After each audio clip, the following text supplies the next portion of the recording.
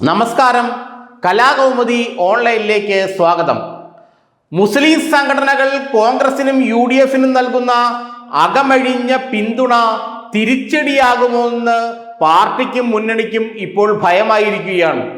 BJP-യും CPM-ഉം കോൺഗ്രസിന് ലഭിക്കുന്ന മുസ്ലിം പിന്തുണയെ വർഗീയമായി ചിത്രീകരിക്കാൻ ശ്രമിക്കുന്നത് കൊണ്ടാണ് ഈ ഭയം കോൺഗ്രസിനെയും മുന്നണിയെയും പിടികൂടിയിരിക്കുന്നത്.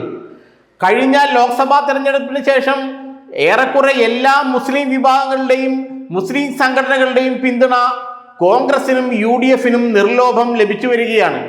2021 തെരഞ്ഞെടുപ്പിലും 2016 നിയമസഭാ തെരഞ്ഞെടുപ്പിലും ഇടതുമുന്നണിക്ക് കിട്ടിയ അതേ മുസ്ലിം പിന്തുണ ഇപ്പോൾ UDF-നും കോൺഗ്രസിനും ലഭിക്കുന്നുണ്ട്. ഇതാണ് ഇടതുമുന്നണിയെ മാത്രമല്ല BJP-യെയും അസ്വസ്ഥരാക്കുന്നത്. കോൺഗ്രസിന് മുസ്ലിം പിന്തുണ നിർലോഭം ലഭിച്ചു കഴിഞ്ഞാൽ മലബാറിൽ എന്ന് വെച്ചാൽ ഉത്തര കേരളത്തിലും മറ്റ് പല ജില്ലകളിലും അത് വലിയ തോതിൽ ഗുണം ചെയ്യും. പ്രത്യേകിച്ച് വോട്ടിംഗ് പാറ്റേൺ അനുസരിച്ച് മലബാർ മേഖലയിലാണ് ഏറ്റവും കൂടുതൽ നിയമസഭാ മണ്ഡലങ്ങളുള്ളത്. അതുകൊണ്ട് തന്നെ മലബാർ മേഖലയിൽ ഉത്തര കേരളത്തിൽ കോൺഗ്രസിന് കൂടുതൽ സീറ്റുകൾ കിട്ടാൻ മുസ്ലിം പിന്തുണ ഉപകരിക്കുമോ എന്നാണ് ഇപ്പോൾ CPM ഭയക്കുന്നത്. അതേസമയം BJP ആകട്ടെ കോൺഗ്രസിന് ലഭിക്കുന്ന മുസ്ലിം പിന്തുണ UDF-നെ അധികാരത്തിൽ കൊണ്ടുവരുമെന്നും അത് തങ്ങൾക്ക് മറ്റൊരു ഭീഷണിയായി മാറുമെന്നും അവർ കരുതുന്നു. കേരളത്തിൽ ഒരു കോൺഗ്രസ് നേതൃത്വത്തിലുള്ള സർക്കാർ അധികാരത്തിൽ വരാൻ കേന്ദ്ര BJP നേതൃത്വം ആഗ്രഹിക്കുന്നില്ല എന്നത് യാഥാർത്ഥ്യമാണ്. അപ്പോൾ CPM-ഉം BJP-യും കോൺഗ്രസിന് ലഭിക്കുന്ന മുസ്ലിം പിന്തുണയെ യഥാർത്ഥത്തിൽ ഭയക്കുന്നുണ്ട്. അതുകൊണ്ട് തന്നെ ആ പിന്തുണയെ വർഗീയമായി ചിത്രീകരിച്ച് ഹിന്ദു ക്രിസ്ത്യൻ വിഭാഗങ്ങളെ തങ്ങൾക്ക് അനുകൂലമാക്കി നിർത്താനുള്ള തന്ത്രമാണ് ഇരു പാർട്ടികളും ആവിഷ്കരിക്കുന്നത്. കോൺഗ്രസിന്റെ മുസ്ലിം പിന്തുണയെ SDPI ജമാഅത്ത് ഇസ്ലാമി പിന്തുണയായി ചിത്രീകരിച്ച് വക്രീകരിച്ച് അത് ഒരു വർഗീയ തലത്തിലേക്ക് കൊണ്ടുപോകാൻ CPM നിരന്തരം ശ്രമിക്കുന്നുണ്ട്. അതുപോലെ തന്നെയാണ് BJP. കോൺഗ്രസിലെ മുസ്ലിം വിഭാഗങ്ങളിൽ നിന്ന് ലഭിക്കുന്ന പിന്തുണയെ പോപ്പുലർ ഫ്രണ്ടിന്റെ പിന്തുണയായും മുസ്ലിം വർഗീയ സംഘടനയുടെ പിന്തുണയായും വ്യാഖ്യാനിച്ചുകൊണ്ട് വലിയ പ്രചരണമാണ് ഹൈന്ദവ മേധാവിത്വമുള്ള പ്രദേശങ്ങളിൽ BJP നടത്തുന്നത്.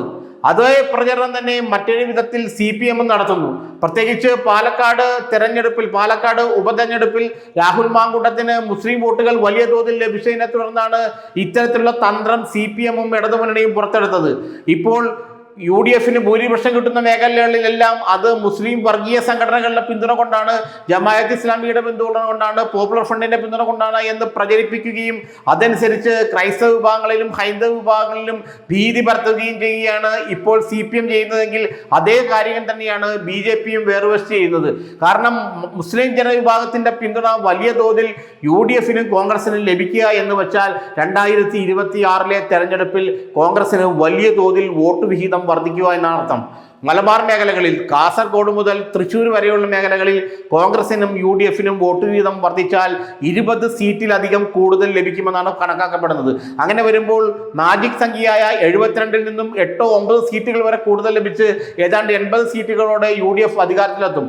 എന്നാൽ അതിനെ തടുക്കണമെങ്കിൽ മധ്യ കേരളത്തിലും തെക്കൻ കേരളത്തിലും മുസ്ലിം ജനസംഖ്യ താരതമ്യേന കുറഞ്ഞ മധ്യ കേരളത്തിലും തെക്കൻ കേരളത്തിലും ഹിന്ദു ക്രിസ്ത്യൻ വോട്ടുകളെ തങ്ങൾക്ക് അനുകൂലമായി ധ്രുവീകരിക്കണമെന്ന് CPM-നും BJP-ക്കും നന്നായി അറിയാം. അതുകൊണ്ട് വടക്ക് കോൺഗ്രസിന് ലഭിക്കുന്ന മുസ്ലിം പിന്തുണയെ ചൂണ്ടിക്കാണിച്ചുകൊണ്ട് മധ്യ തെക്കൻ കേരളത്തിൽ ഹിന്ദു ക്രിസ്ത്യൻ ധ്രുവീകരണം നടത്താനാണ് ഇപ്പോൾ CPM-ഉം BJP-യും ശ്രമിക്കുന്നതെന്നാണ് കോൺഗ്രസ് നേതാക്കൾ പലരും അടക്കം പറയുന്നത്. അങ്ങനെ വരുമ്പോൾ വീണ്ടും തിരിച്ച് UDF-ന് അധികാരത്തിലെത്താൻ ബുദ്ധിമുട്ട് വരും. ഏതായാലും ഒരു കാര്യം ഉറപ്പാണ്, മുസ്ലിം സംഘടനകൾ ഈ അകമഴിഞ്ഞ പിന്തുണ തങ്ങൾക്ക് പാരയാകുമോ എന്നുള്ള സംശയവും ചില കോൺഗ്രസ് നേതാക്കൾക്ക് തോന്നി തുടങ്ങിയിട്ടുണ്ട്. കാരണം വടക്കൻ കേരളത്തിൽ അത് ഗുണം ചെയ്യുമ്പോൾ മധ്യ തെക്കൻ കേരളത്തിൽ അത് പ്രയോജനം ചെയ്തില്ലെങ്കിൽ അല്ലെങ്കിൽ അത് തിരിച്ചടിയായി കഴിഞ്ഞാൽ കോൺഗ്രസിനും UDF-നും അധികാരത്തിൽ വരിക സാധ്യമല്ല. ഏതായാലും കോൺഗ്രസിന്റെ ഈ മുസ്ലിം പിന്തുണയെ, കോൺഗ്രസിനും UDF-നും ലഭിക്കുന്ന ഈ മുസ്ലിം പിന്തുണയെ തികച്ചും വർഗീയമായി അല്ലെങ്കിൽ ആ രീതിയിൽ ചിത്രീകരിച്ച് സാമുദായിക സ്പർദ്ധ വളർത്തുന്ന രീതിയിൽ ചിത്രീകരിക്കാനാണ് CPM-ഉം BJP-യും ശ്രമിക്കുന്നത്. കാരണം കോൺഗ്രസിന് ലഭിക്കുന്ന മുസ്ലിം പിന്തുണയെ വയ്ക്കാൻ ക്രൈസ്തവ ഹൈന്ദവ പിന്തുണ ഈ രണ്ട് പാർട്ടികൾക്ക് ലഭിക്കണമെന്നാണ് ഈ തന്ത്രത്തിന് പിന്നിലുള്ളത്.